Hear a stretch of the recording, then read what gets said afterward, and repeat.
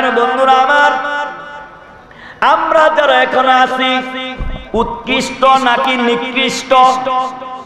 ভালো করে বলেন, বুঝে বলেন, উৎকৃষ্ট নাকি নিকৃষ্ট?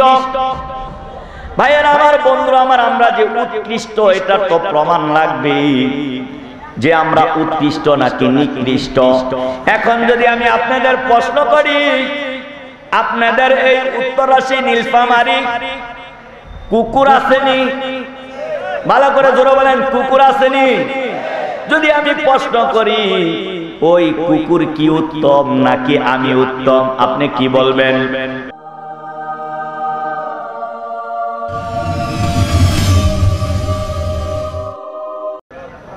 হ্যাঁ, আমরা যে উত্তম এটা তো প্রমাণ লাগবে, লাগবে কিনা?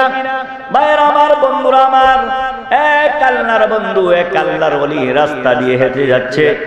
ইহুদি পাদ্রী, ইহুদি আপনার গোলাম ইহুদি পাদ্রী রাস্তার ভিতর দাঁড়ায় আছে তার অনুসারীদেরকে নিয়ে। এক আল্লাহর গোলাম রাস্তা দিয়ে যাচ্ছে, তিনিও তার অনুসারীদেরকে নিয়ে।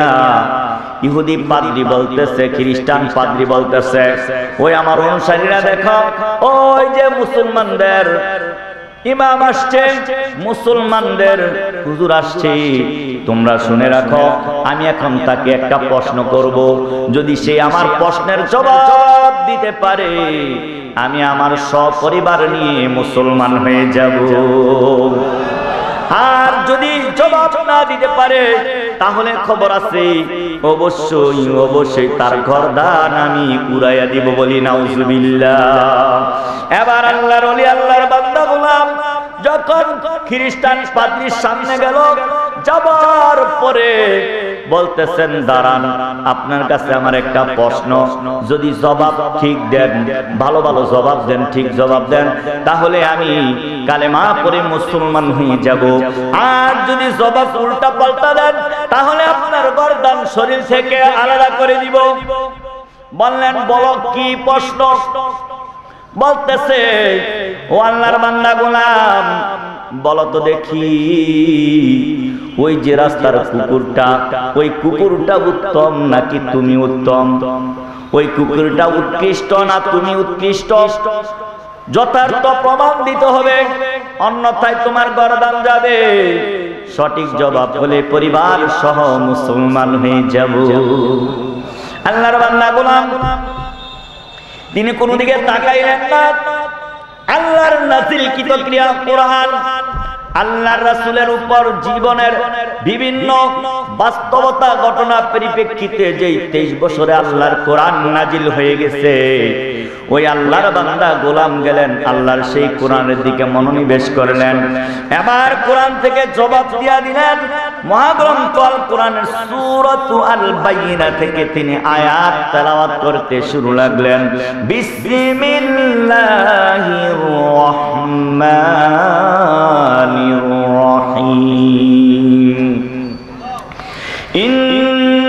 ইন্নাল্লাযীনা কাফারু মিন আহলিল কিতাবি ওয়াল মুশরিকিনা ফী নারি জাহান্নাম খালিদিনা ফিহা উলাইকা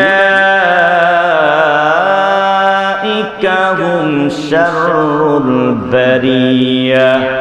ইন্নাল্লাযীনা আমানু ওয়া আমিলুস সালিহাতি উলাইকা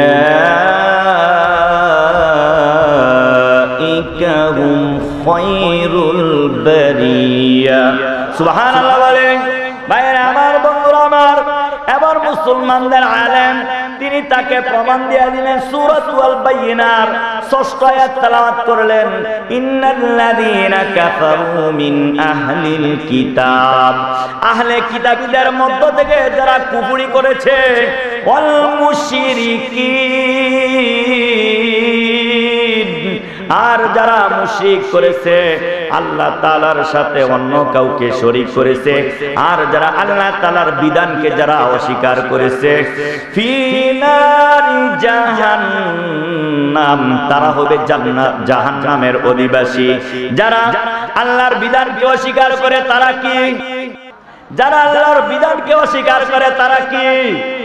তারা অবশ্যই জাহান্নামী। যারা আল্লাহ তাআলার সাথে কাউকে শরীক করে তারা কি? ফি নারি জাহান্নাম, তারা জাহান্নামী। তিনি বললেন উলাইকা হুম শাররুল বারিয়া, অবশ্যই তারা হলো সৃষ্টির ভিতরে সবচেয়ে নিকৃষ্ট। বলি নাউজুবিল্লাহ। যারা কুফরি করলো আর যারা আল্লাহ তাআলার সাথে কাউকে শরীক করলো, অবশ্যই তারা হলো সৃষ্টি জগতের সবচেয়ে নিকৃষ্ট। কথা ঠিক কিনা? তিনি আরো বলেন